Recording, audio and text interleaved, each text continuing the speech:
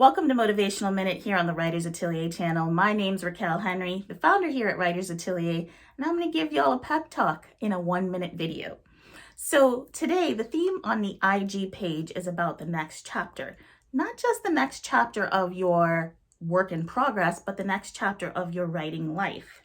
So I want to remind you of two things. The first is that if you're struggling to write the next chapter of your work in progress, think about the powerful creator that you are. Isn't it awesome that you get to decide what happens next?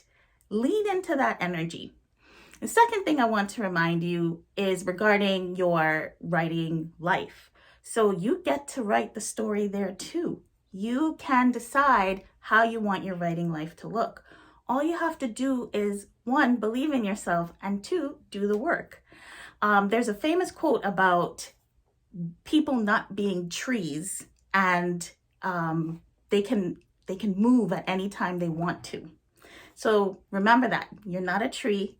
You can move anytime you want to, and you can change things. If you like this video, be sure to like, subscribe, and share.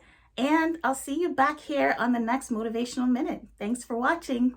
Bye.